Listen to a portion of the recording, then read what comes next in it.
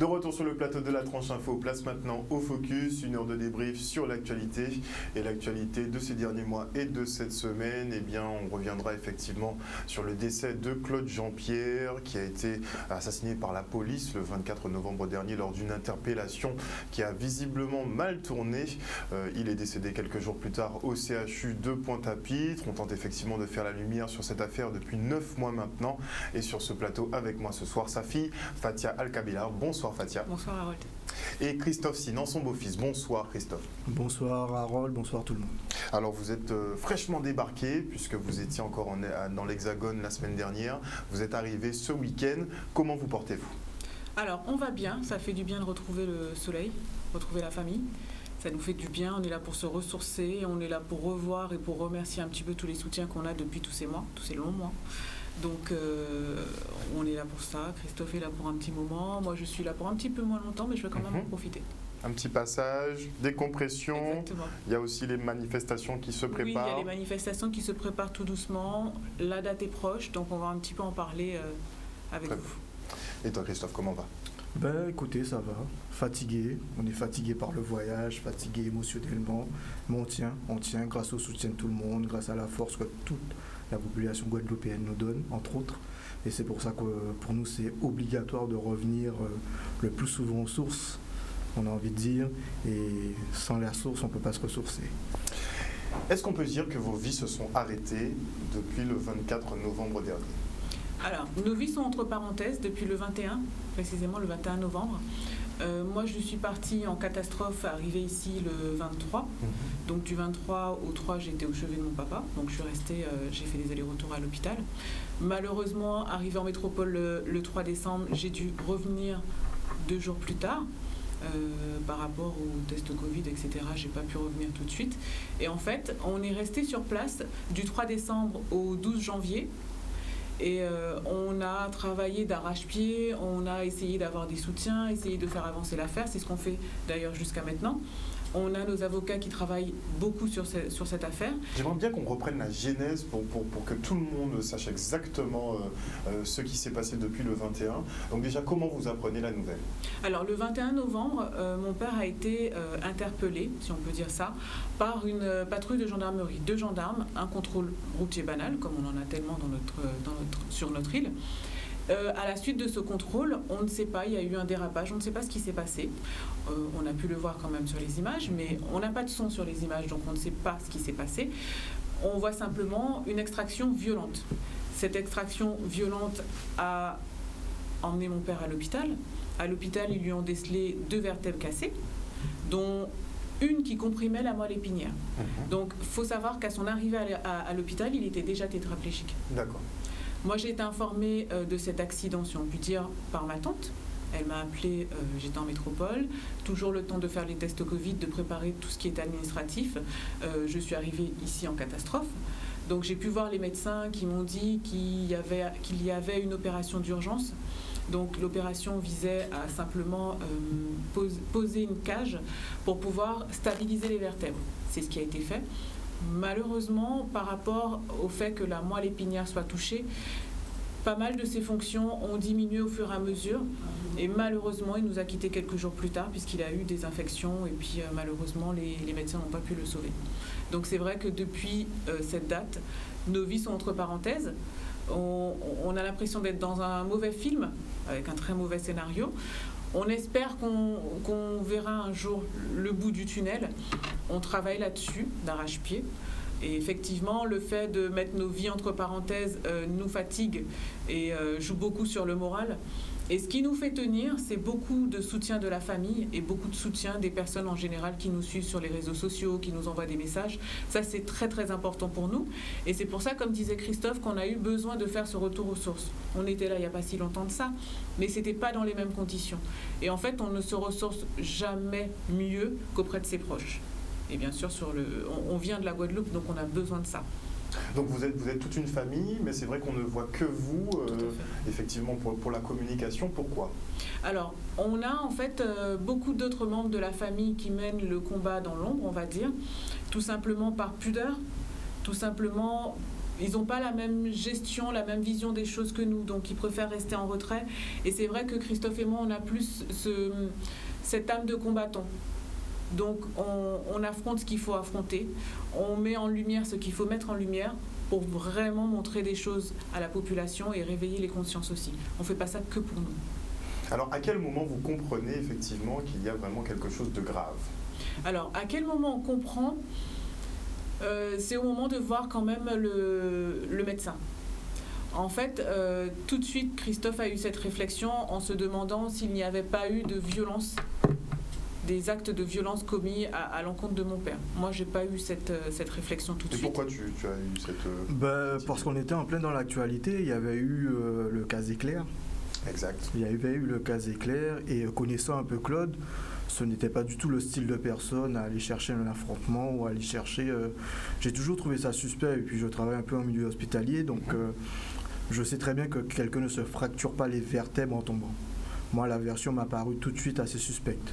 D'accord. Et là-dessus, j'ai poussé Fatia à poser des questions d'un point de vue médical, à enquêter des gens un peu en interne pour voir qu'est-ce qu'on pouvait déceler. Et c'est en fait en questionnant les médecins qui nous ont effectivement fait comprendre que la blessure posait question.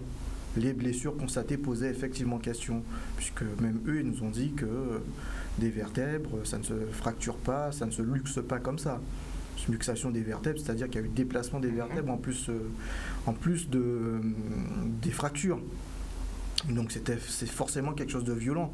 En tombant, un homme ne peut pas se fracturer les vertèbres en tombant, sauf s'il tombe, mais vraiment de manière extrêmement violente. Et en fait, c'est en découvrant la vidéo qu'on a... Parce que ils n'ont pas fait mention de ça. Ah, pas du tout. À aucun moment, on vous a dit, il y a quand même une interpellation un peu... Non, jamais. Jamais. Nous, ce qui nous a été dit, enfin ce qui a été communiqué à la famille, il était question de malaise. Et on a tous vu qu'on est très loin du malaise, quand même. D'accord. Donc on vous a dit, monsieur Claude Jean-Pierre a fait un malaise, il est tombé. C'est ça. D'accord.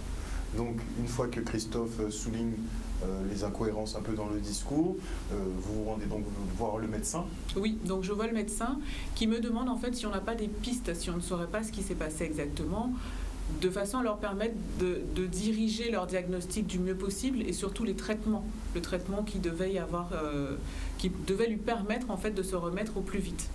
Donc on a su qu'il y avait des vidéosurveillance dans la ville de DF. Et c'est vrai que ça a été tout de suite une pièce maîtresse de notre dossier. Dès qu'on a su qu'il y avait ces vidéos, on a demandé, en fait, on a porté plainte, on a demandé à avoir accès à ces images. Donc on a pu avoir accès à ces images, de pouvoir les visualiser uniquement le 5 janvier. Donc la vision de ces images a été pour moi très violente. Je n'ai pas été au bout des images. D'accord. Je n'ai vu que jusqu'à l'extraction. On m'a parlé des choses qu'il y avait après, du traitement. C'est beaucoup de personnes qui m'ont beaucoup soutenue et qui m'ont parlé effectivement du traitement atroce qu'il y avait eu après. Mais moi, j'ai pas voulu en fait aller jusque-là. Je n'ai pas regardé ces images, je ne les regarderai pas. Non. Tout simplement parce que je veux garder une image de mon père. C'est vrai qu'on parle beaucoup de l'accident et qu'on ne parle pas beaucoup de l'homme. Donc mon père, c'était quelqu'un de jovial, quelqu'un de très serviable. Et moi, c'est l'image de lui que je veux garder tout simplement. D'accord. Voilà. Pas ces dernières images tragiques? Non, pas ces dernières images, surtout pas. Alors, une fois le visionnage réalisé, vous avez encore des doutes à ce moment-là? Plus de doute. Nous, dès qu'on visionne les vidéos avec les avocats, pour nous, c'est clair. Pour nous, c'est clair, c'est des violences policières ayant entraîné la mort, d'où l'homicide involontaire qui est plaidé actuellement. Donc, et puis ce qu'il faut dire aussi, c'est qu'au niveau médical, on avait eu le cousin de Fatia, Edwin, qui avait suivi l'affaire également. Donc lui aussi, il a trouvé ça suspect dès le départ. Donc nous, c'est pour ça qu'on s'est battu dès le début en arrivant sur place en Guadeloupe pour récupérer cette fameuse vidéo et pour laquelle on a un peu galéré. Visiblement, c'était pas évident, effectivement. C'était pas évident. On se demande même si on n'avait pas été aussi réactif, est-ce qu'on aurait eu cette vidéo? Puisque pour en avoir discuté aussi avec des soutiens en France, il y a des familles en France où des scènes ont été filmées, 3-4 ans après, ils n'ont toujours pas accès aux vidéos de surveillance, par exemple. Nous, on a vraiment cette chance, entre guillemets, dans notre malheur, d'avoir pu avoir accès à cette vérité, pour nous, en tout cas à nos yeux. Et pas qu'à nos yeux, je pense à une grande partie de la population qui a pu visionner aussi malheureusement ces images. Donc nous, une fois qu'on a vu la vidéo, au début forcément, on se posait des questions, on a cette version policière, c'est des forces de l'ordre, on a envie de faire confiance à nos forces de l'ordre. Donc on se dit, ils n'ont pas de raison de nous mentir. Après, même si on a des doutes on se posait des questions sur la manière dont de telles blessures pouvaient arriver. Donc c'est notre premier but quand on fait cette demande de visionnage de la vidéo. Donc, et en fait, ce qui nous a interpellés aussi, c'est toutes les difficultés qui nous étaient posées rien que pour porter la plainte. Donc déjà à ce niveau-là, la plainte de Fatia a été refusée. Pourquoi elle a été refusée ? J'ai été à la gendarmerie de Sainte-Rose et malheureusement, la personne qui m'a reçu, l'agent qui m'a reçu à la gendarmerie de Sainte-Rose m'a demandé d'aller à ADN. Tout simplement parce que je n'étais pas sur les lieux, entre guillemets, du crime. D'accord. Donc je n'ai pas voulu aller à DA et c'est justement pour cette raison-là qu'on a déposé directement la plainte à Bastia. Ok. Donc on vous a même pas simplifié un peu la tâche ? Ah non, pas du tout, surtout pas.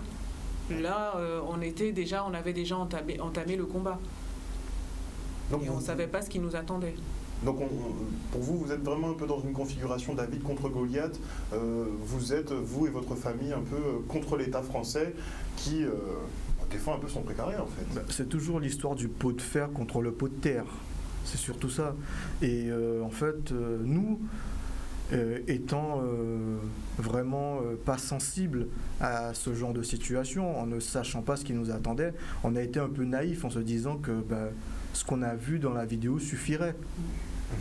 Ah ben non, en fait, on s'est rendu compte que c'est ce qui commençait en fait. Ça ne faisait que commencer et jusqu'à maintenant, j'ai envie de dire, on n'est même pas au quart du combat. Puisque ce qu'on demande, nous, c'est une mise en examen pour avoir un procès équitable. Et à ce jour, il n'est même pas envisagé le procès. Donc ça, il faut que tout le monde le comprenne également. Et c'est pour ça qu'on n'arrête pas de se battre. Nous, on aimerait aussi, il faut le dire aussi, on aimerait pouvoir être chez nous à essayer de faire ce travail de deuil, à pas être tout le temps obligé d'être... Vous êtes mobilisé, je vois un peu sur les réseaux, vous êtes mobilisé vraiment chaque semaine. C'est exactement ce que je disais à l'instant. On a des soutiens, on se doit aussi d'être là pour eux comme ils sont là pour nous. Donc tout ça, c'est du temps.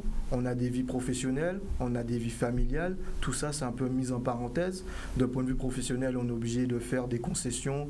On est obligé quand même de respecter notre travail. C'est important. Financièrement aussi, tous ces déplacements... il y a les frais, voilà, tout a un coût. Donc, c'est pas toujours évident, mais on se doit de le faire en hommage et à la mémoire de Claude. Et on lâchera rien. On lâchera rien. C'est pour ça qu'on essaie aussi de faire la pédagogie autour de tout ce qui entoure les violences policières. On a été incorporé là-dedans. On découvre aussi en même temps. On lutte, mais on découvre. Et en fait, tout ce qu'on découvre, on trouve ça tellement invraisemblable dans un état de droit comme la France qu'on a besoin aussi de communiquer aux gens certaines choses qui doivent être sues par le plus grand nombre. Puisque si tout le monde ne se mobilise pas, rien ne changera. Et ça pourrait arriver à une autre famille. C'est déjà arrivé à d'autres familles qui n'ont pas forcément le courage ou la force que Fatia et moi. La ténacité que vous avez à rester effectivement, puisque ça fait quand même 9 mois que vous ne lâchez pas la pression pour obtenir la vérité. L'opinion publique a été particulièrement choquée dans les propos du procureur Xavier Sicot en début d'année, qui disait qu'il ne voyait rien d'anormal finalement dans l'interpellation. La vidéo est sortie quelques mois après. On a vu tout le contraire. Comment vous le prenez déjà ça ? Le fait que la justice finalement soit légèrement myope ou très aveugle ? En fait, ce qui nous dérange et qui nous chagrine aussi surtout, c'est qu'un procureur est censé être impartial. Il est censé être impartial. Donc là, il y a toujours un portrait de Claude qui est dressé. Claude n'est pas seul sur le visionnage de cette vidéo. Il est même minoritaire, j'ai envie de dire. Et en fait, on parle plus de ce qu'on ne voit pas sur la vidéo, de ce qui est visible. Voilà. C'est-à-dire d'un éventuel état d'alcoolémie, de course-poursuite. Mais jamais de l'interpellation. Mais jamais de l'interpellation, de l'action des gendarmes. Or, nous, on avait été reçus par un premier procureur au mois de décembre qui nous avait promis de faire la lumière et que si jamais il y avait des éléments qui mettaient en cause les gendarmes, que ces derniers seraient punis plus sévèrement parce que ce sont des représentants de l'ordre public. Donc nous, quand on a ce genre de discours, forcément, on est optimiste. On est reçu par quand même des représentants de l'ordre qui nous encouragent, qui nous disent que la vérité sera faite. Donc vous imaginez bien que quand on a vu cette vidéo, on est tous tombés des nues. En plus, en entendant certaines déclarations par des représentants de justice, on a envie de dire, jouons carte sur table. Admettons les choses. L'erreur est humaine. On fait une erreur, on est puni. Et puis, ça permet à tout le monde de se sentir mieux. On a une pression populaire, ça crée des troubles à l'ordre public. On est une petite île, donc tout se sait. Donc, pourquoi jeter de l'huile sur le feu alors que les choses peuvent aller mieux et plus rapidement ? Après, oui, ce sont de longues affaires juridiques, judiciaires, on l'entend. On a quand même des éléments qui sont assez forts. On regarde l'actualité, on est curieux, Fatia et moi, on regarde quand même l'actualité au quotidien. Dans l'affaire George Floyd, par exemple, tout de suite, il y a eu des mesures disciplinaires contre les agents mis en cause. Exact. Pour l'affaire Michel Zecler, tout de suite, il y a eu une mise en examen. Pourquoi ? Pour Claude Jean-Clair ? Ce n'est pas le cas. Alors qu'on est dans le même cas de figure, ce sont les images finalement qui permettent une réactivité plus poussée justement de la justice. Et là, dans votre cas, on a eu donc cette convocation à une conférence de presse sans question de ce même procureur, donc M. Xavier-Sicot, pour encore une fois revenir sur l'état d'ébriété de M. Claude Jean-Pierre, sur la pseudo-tentative de fuite qu'il aurait fait, mais rien effectivement sur l'interpellation. Alors qu'il était censé rééquilibrer un peu les versions de façon à nous faire entendre ce qui s'est vraiment passé. Nous c'est ce qu'on demande, c'est que les choses soient faites de manière juste et partiale, tout simplement. Le juge d'instruction instruit à charge et à décharge. Le procureur, avec les juges d'instruction, décide de la manière dont doit être menée l'enquête. Et puis, les personnes responsables assument leurs responsabilités. Nous, la famille, on a envie de tranquillité, on a besoin de faire notre deuil. On a des quotidiens qui sont particuliers. On avait une vie avant. Notre vie, elle a changé du jour au lendemain, sans qu'on nous demande quoi que ce soit. On est plongé là-dedans contre notre volonté. Heureusement que, j'ai envie de dire, Fatia et moi, on a les nerfs assez solides pour essayer de tenir. Mais on tient aussi surtout grâce à tout ce qui nous entoure. Mais on comprend bien et on le voit en côtoyant des familles de victimes policières pratiquement tous les week-ends, comme vous le disiez, sur les différentes manifestations ou actions qu'on mène. Et il y a des familles, il faut savoir, c'est extrêmement compliqué. Il y a des gens qui n'arrivent plus à travailler. Il y a des gens qui sont suivis psychologiquement. Nous, psychologiquement même, c'est très compliqué, mais on essaie de rester fort parce qu'on a été élevé en Guadeloupe. On a quand même cette mentalité de guerrier qui nous fait tenir. On a eu l'éducation de nos parents guadeloupéennes, pures, à l'ancienne, on dira, entre guillemets. Donc tout ça sont des facteurs qui favorisent notre esprit de guerrier et de ne rien lâcher, puisqu'on sait qu'on se bat pour une cause noble et juste. Mais pour l'instant, l'affaire est en train de suivre son cours, peut-être pas assez vite, très certainement pas assez vite. On a eu une conférence de presse dernièrement, donc, avec le collectif d'avocats qui vous représente. Ils nous ont fait part donc, de nouveaux éléments, à savoir que les gendarmes avaient été auditionnés en janvier, en début d'année, donc. Ça, on l'a appris donc, il y a quelques jours à peine. Et effectivement, qu'ils ont été placés sous le statut de témoins assistés. Donc là, on avoue, on ne comprend pas trop. On a des images, on a quand même un homme qui est décédé suite à une interpellation, et on a des gendarmes qui sont placés sous le statut de témoins assistés. Comment vous l'entendez, ça ? C'est exactement le problème. Comme vous le soulignez, les gendarmes ont été entendus en janvier. On a deux versions discordantes des gendarmes. Exactement. Il y a une version discordante, comme l'ont dit les avocats. Entendu en janvier, l'élément rentre en juin. Donc il s'est passé 4 mois, plus de 4 mois, près de 5 mois entre une audition et entre le moment où la famille, nous, ainsi que nos avocats, sont informés.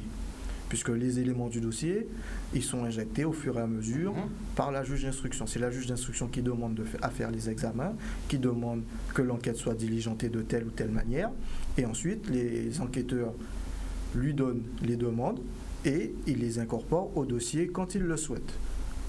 C'est comme ça que ça fonctionne. On n'a pas notre mot à dire là-dessus. C'est le fonctionnement de la justice française.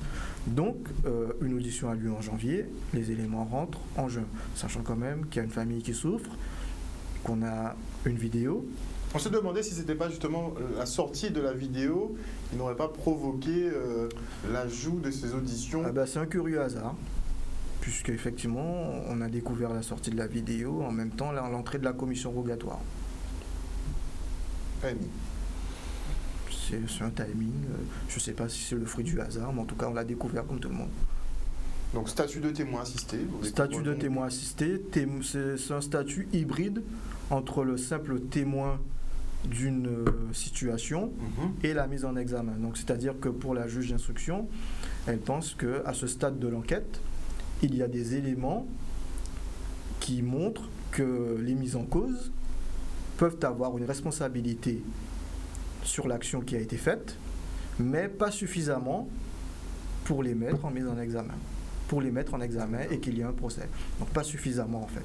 Moi c'est surtout le pas suffisamment. Mais comment on explique, on a une vidéo à l'appui, comment ils expliquent le pas suffisant, que c'est pas suffisant en fait?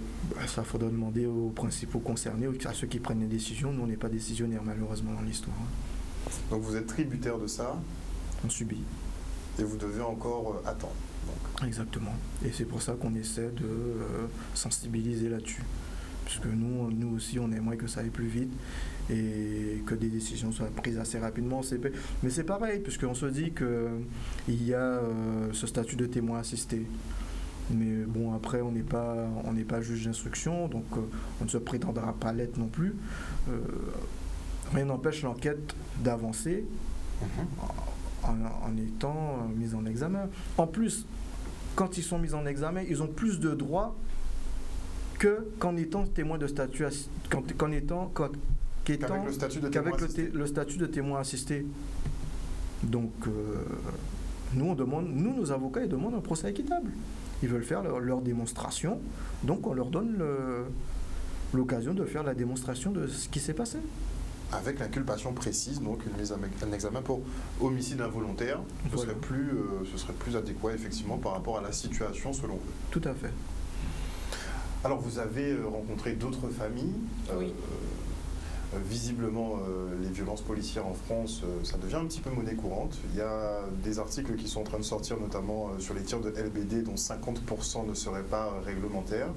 Ça entraîne effectivement de très grosses blessures. On a ces procédures, enfin ces prises qui sont exécutées et qui peuvent entraîner de graves lésions, voire la mort. Quand vous rencontrez ces familles, j'imagine que vous échangez un peu sur la teneur de vos histoires.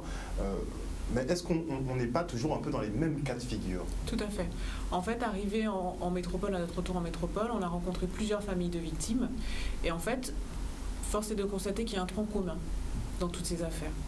On a des victimes, on a en face des agents, des représentants de l'ordre, qui souvent, très souvent, sont fautifs à 100%. Et on a en fait des juges, des procureurs qui couvrent, tout simplement. Qui couvrent et qui admettent ces actes. Quand on est retourné, Christophe et moi, en métropole au mois de janvier, on a intégré le collectif Vivolé.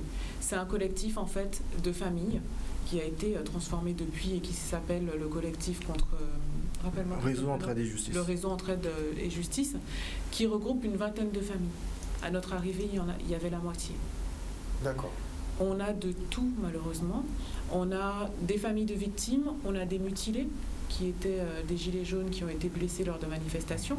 À l'écran, vous voyez les sœurs Dieng, Ramata et Fatou Dieng, qui ont perdu leur frère, justement, et en fait qui mènent un combat depuis plusieurs années.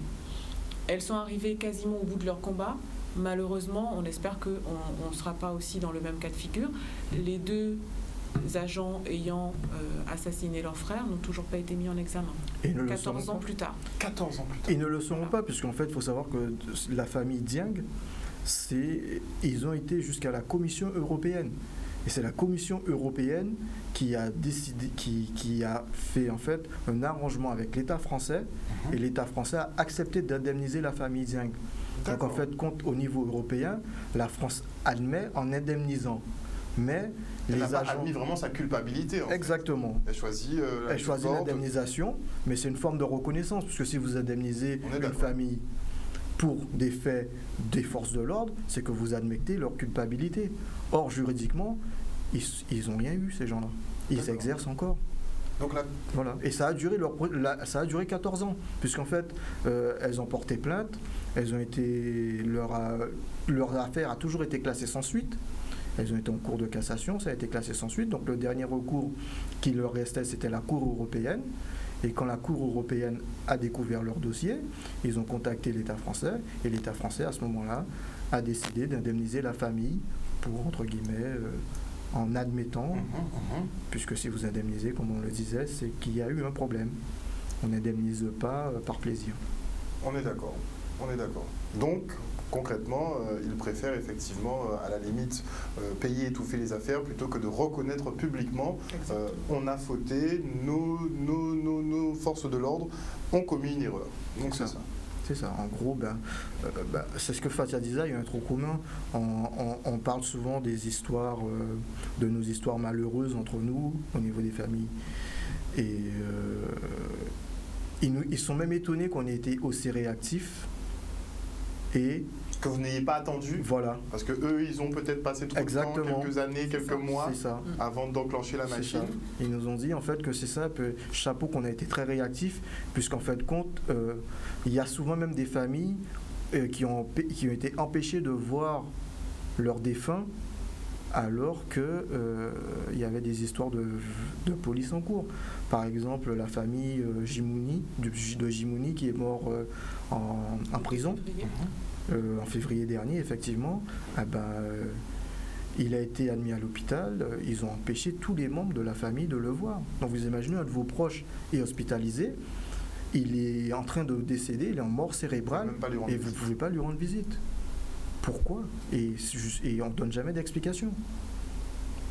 Et c'est des choses, des petits détails comme ça qui montrent que pourquoi on empêche les familles de faire certaines choses ou d'avoir accès à certains éléments, ou parfois quand c'est trop gros, on essaie de faire durer le suspense. Pourquoi ? Pour vous, ils ne prennent pas le mal effectivement que vivent les familles ? Non. Non, le mal qu'on ressent, le mal qu'on vit tous les jours, on arrive à le comprendre entre familles de victimes.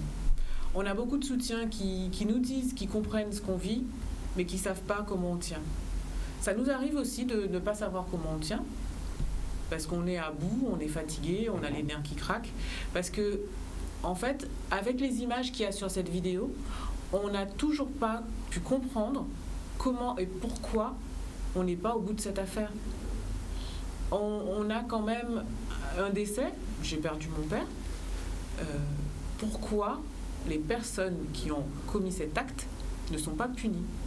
C'est la question qui revient en boucle. On ne sait même pas où elles sont. Vous savez où elles sont en ce moment ? On ne sait pas justement où elles sont, on ne sait pas si ces personnes exercent. On sait simplement que c'est 2 agents.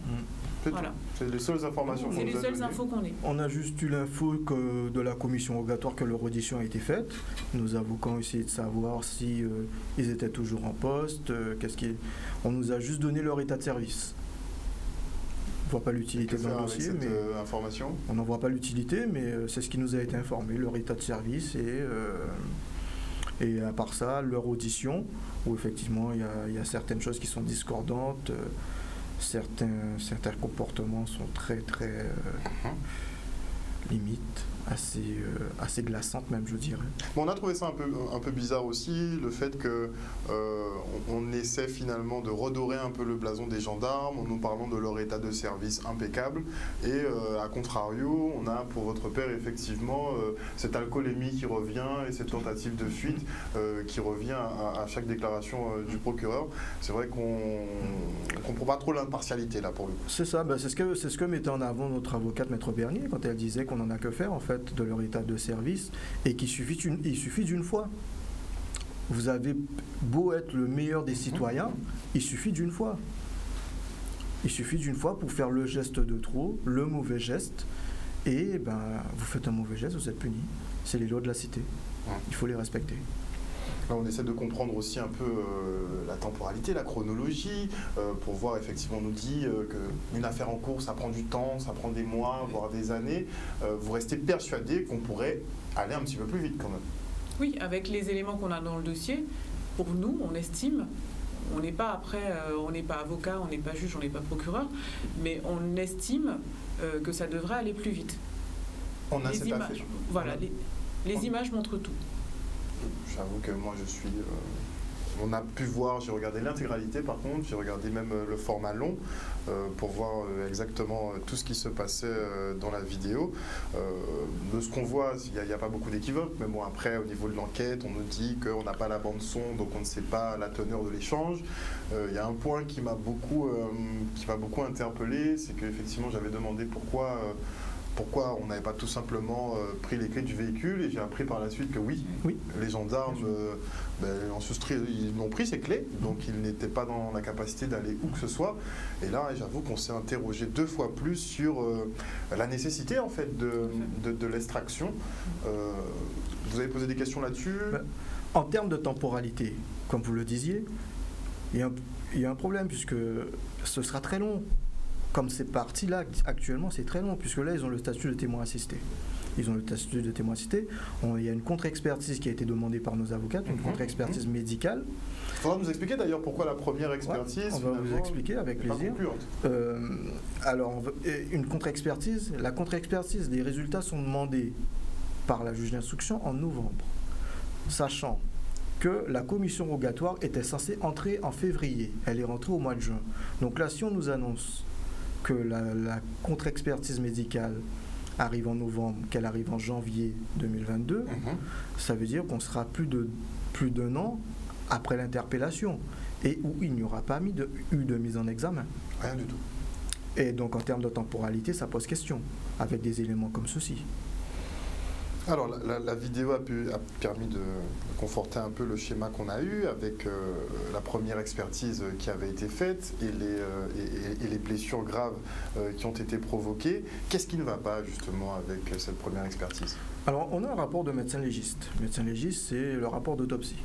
Le rapport d'autopsie établit certaines hypothèses qui doivent être confirmées par des spécialistes. C'est aussi simple que ça. Or, dans notre affaire, aucun des spécialistes demandés par le médecin légiste n'est mandaté pour évoquer les causes du décès de Clodo. On nous mandate un médecin généraliste. Apparemment un médecin généraliste très bien connu des avocats. Apparemment un médecin généraliste qui est assez bien connu dans ce type d'affaires. Et en fait, déjà on n'a pas compris ce choix, mais c'est pas nous qui prenons les décisions. Donc malgré tout, on est quand même resté optimiste, puisqu'on se dit c'est quand même un médecin, il verra, il fera son travail. On a découvert un rapport médical, on est tombé des nues. Un rapport médical qui était totalement partial, et avec des termes médicaux, mais assez troublants. Après, on ne peut malheureusement pas révéler des termes, puisqu'on est dans le secret de l'instruction. Mais qui était assez choquant et assez grave pour un médecin, j'ai envie de dire. Mais est-ce que ce monsieur est vraiment un médecin? Je ne sais pas s'il nous regarde aujourd'hui, mais on se pose des questions. En tout cas, vos avocats s'en sont posés pas mal aussi, oui. D'où cette contre-expertise qui est demandée avec d'autres experts. Bien sûr, puisque le médecin légiste demande un expert en imagerie, un expert en neurochirurgie, et un expert en réanimation et médecine d'urgence. Et on vous ramène un généraliste. Et là, on nous ramène un généraliste. Donc il faut nous expliquer pourquoi. À part pour sûrement faire durer le plaisir. Et sauf que nous, on n'y prend aucun plaisir. Ça, il faut vraiment le comprendre. Donc, et là, on demande une contre-expertise. On n'avait pas de réponse pour cette demande de contre-expertise. Et on a un accord favorable après la diffusion de la vidéo. Donc finalement, tout se débloque un peu à partir de la diffusion de ces images. En quelque sorte. Mais avant... On se demande même si cette vidéo n'avait pas été diffusée, où on serait maintenant. Mais c'est une grande interrogation. C'est ça. C'est une grande interrogation, puisqu'on a mis du temps. Vous avez pu les visionner, mais c'est vrai qu'elles n'ont pas été rentrées dans le dossier d'instruction rapidement, alors que les images étaient disponibles depuis le premier jour, en fait. Bien sûr. Donc, bon, on imagine que ça ne plaît pas à tout le monde que ça a été diffusé. J'imagine effectivement l'état dans lequel ça vous a mis quand vous constatez que ça circule un petit peu partout, et vu la scène, ça peut être très compliqué. Mais des images qui sont centrales dans cette affaire, mais qui n'aident pas à aller plus vite. C'est là où je vous avouerai que moi, j'ai un peu du mal. J'ai un peu du mal à comprendre. Ben, on a tous du mal. On a tous du mal. C'est pour ça qu'on essaie de continuer à faire ce travail de mobilisation et qu'on essaie... Puisque malheureusement, et on l'a clairement vu dans l'affaire George Floyd, c'est la mobilisation populaire qui a son importance dans ce type d'affaires. Or, ça ne devrait pas l'être. On est tous unanimes là-dessus. Mais malheureusement... La justice devrait faire son travail tout simplement. Tout simplement. Tout simplement. Aujourd'hui, on se retrouve à toujours faire de la pédagogie. Est-ce que c'est à nous, famille de victimes, à faire de la pédagogie sur ce genre de choses? C'est une réelle question de société à se poser. Les Guadeloupéens, et pas que, on doit tous se poser ce genre de questions. Est-ce que nous qui sommes victimes, qui avons des deuils à porter, qui avons perdu des proches, est-ce que c'est à nous de faire ce travail de communication envers la population pour que les gens puissent comprendre qu'il y a quand même certaines choses qui sont assez inacceptables et que les familles ont besoin d'être soutenues, pas que par la population, par les élus aussi par exemple, par les grandes personnalités. C'est pour ça aussi que c'est important pour nous, on tenait aussi à le dire, face à l'événement qu'on prépare samedi, avec les artistes qui se sont mobilisés, et on les remercie encore de leur soutien et de la force qu'ils nous donnent. Bon, on invite tout le peuple à assister à cet événement avec nous. Le peuple, c'est-à-dire nos élus, nos personnalités, nos politiques, Est-ce que vous avez nos déjà associations. reçu des mots des élus? Est-ce qu'ils ont déjà pris contact avec vous? Alors nous, directement, Fatia et moi, il y en a très peu. D'accord. Franchement, il y en a très peu. Après, effectivement, on a découvert, comme tout le monde dans les médias, les lettres qui ont été faites par les sénateurs, par les députés. On les en remercie.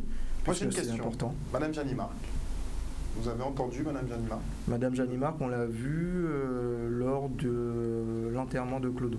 D'accord. Enfin, Fatia et moi. Après, on sait qu'elle est plus proche de certaines autres personnes de la famille. Ok. Mais vous n'avez pas le sentiment que les élus aient vraiment pris la cause à bras-le-corps pour l'instant?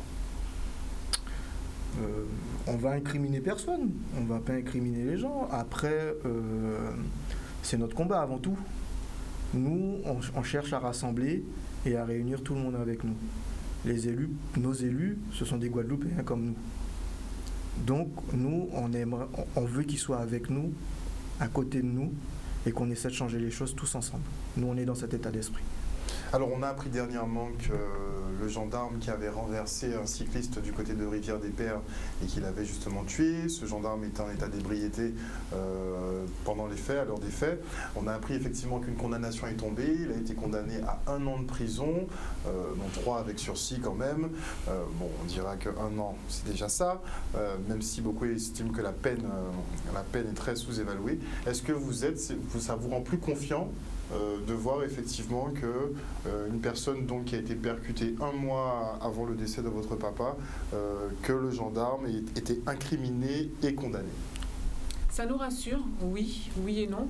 Parce que quand on voit la peine, on se dit que la vie d'un homme n'a pas vraiment beaucoup de valeur pour les représentants de l'ordre, en fait, pour les juges, pour les procureurs qui donnent ces peines. On se demande comment ils évaluent la vie d'un homme. c'est quand même incroyable qu'on ait ôté la vie d'un citoyen, d'un homme, et qu'on écope de si peu. On rappelle une personne dépositaire de l'autorité publique qui était à bord d'un véhicule de fonction, donc un véhicule de gendarmerie, en état d'ébriété, a donc percuté cet homme et est condamné à un an de prison ferme. Et j'ai même une petite anecdote que j'ai lue, puisque effectivement on s'est forcément intéressé à cette affaire. Il faut savoir que j'ai lu dans un article de presse qu'il était accompagné par deux de ses collègues. Exactement. Et ces 2 autres collègues l'ont laissé prendre le volant en état d'ébriété sans intervenir. Exactement. Et eux n'ont rien pris. Et eux n'ont rien pris. Ils n'ont jamais été inculpés, rien du tout. Il y en a juste un des 3 qui a été inculpé, condamné pour homicide, quand même, 1 an, 4 ans de sursis. J'avoue qu'on est choqué. L'opinion publique, de toute façon, est choquée par rapport à cette affaire. Et c'est vrai qu'on est content que justice soit rendue dans cette affaire. Bon, après, sur la peine, ça va faire débat, je pense. Mais après, effectivement, maintenant qu'une sanction est tombée, on attend vivement la sanction pour Claude Jean-Pierre, sachant que là, ils étaient 2, qu'on a vu toute la scène, qu'elle a été filmée de A à Z, et qu'il faudrait effectivement qu'ils rendent justice à un moment donné. D'où notre fameuse demande de mise en examen, puisque s'il n'y a pas de procès, il n'y a pas de sanction, il n'y a pas de peine. Et pas de justice, pas de paix. Pas de justice, pas de paix, comme dit le fameux slogan. Donc on imagine que vous voulez effectivement faire votre deuil. Expliquez aux gens pourquoi c'est pas possible en l'état. Alors, c'est pas possible pour nous de faire notre deuil, tout simplement parce que on est toujours dans ce travail en fait de recherche de la vérité. La vérité, on l'a, mais en fait, une reconnaissance de cette vérité. De reconnaissance, tout simplement, exactement. Parce que pour nous, les faits sont là, la douleur est là, la perte, elle est bien présente, mais malheureusement, on ne peut pas avancer. En fait, on se réveille tous les matins en se demandant quel combat on va devoir encore mener. Qu'est-ce qu'on va encore avoir pourquoi on va encore avoir à se justifier. Et en fait, la douleur, comme je disais, elle est là, elle ne s'en va pas. Elle mettra du temps à s'en aller, je pense, parce que la perte d'un proche est toujours déchirante.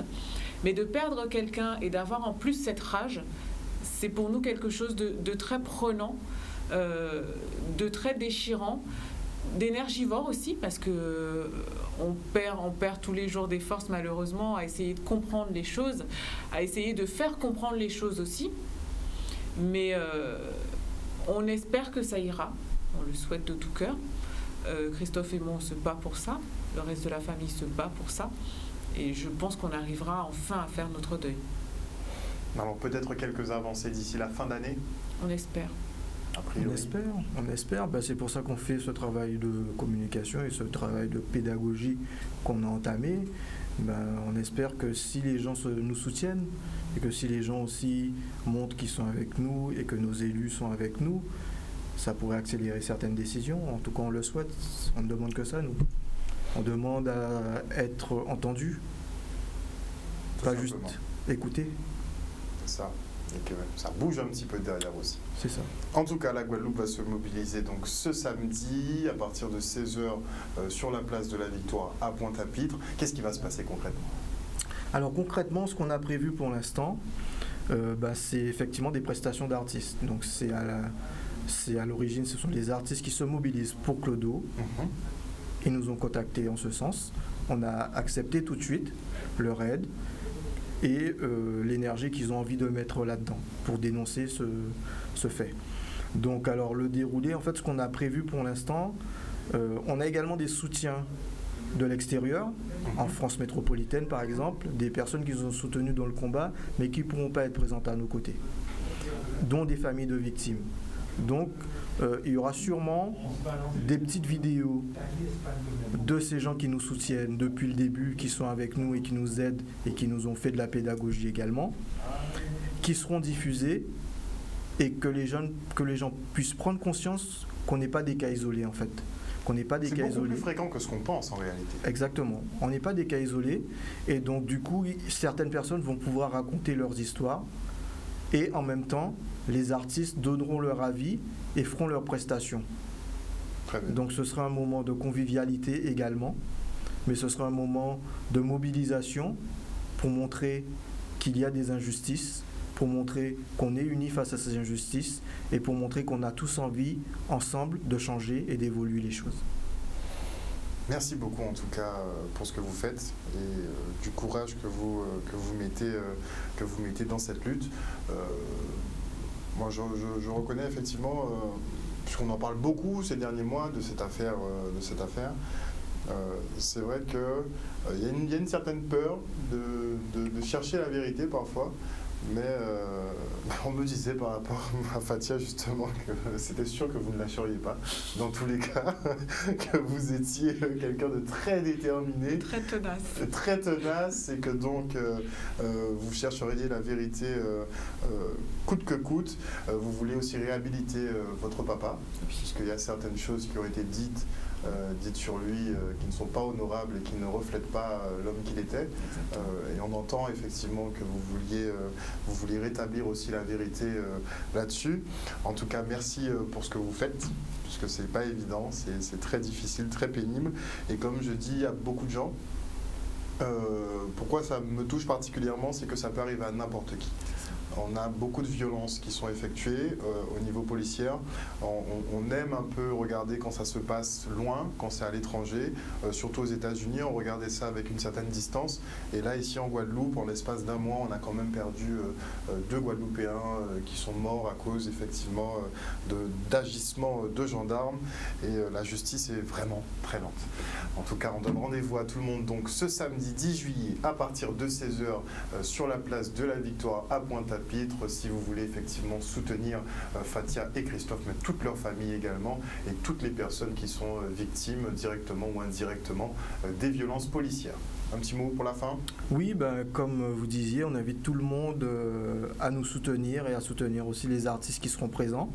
Donc pareil, on lance un appel également s'il y a des artistes avec qui on n'a pas pu entrer en contact, qui seraient intéressés. Tout le monde est bienvenu, tous les artistes sont bienvenus. Tous les artistes, peu importe la spécialité, artistes, ça peut être de la musique, ça peut être de la danse, ça peut être du dessin. Tous nos artistes, tous les artistes qui souhaitent nous encourager sont les bienvenus, la porte n'est fermée à personne. Et on invite aussi l'ensemble des Guadeloupéens à assister à cet événement. Et on fera tout que tout se passe bien et que le message puisse passer et puisse nous aider et puisse faire évoluer notre société comme on l'entend. Merci encore à vous d'être venus sur ce plateau ce soir. On réitère l'invitation, chers téléspectateurs. Ça se passera donc ce samedi à partir de 16h sur la place de la Victoire à Pointe-à-Pitre. Ça va durer jusqu'à tard le soir. Vous pouvez venir en famille avec vos glacières. Je pense qu'on va passer une bonne après-midi, une bonne soirée, parce qu'effectivement, c'est un coup à marquer. Merci encore, une bonne soirée à vous sur Canal 10. On se retrouve demain. Bisous.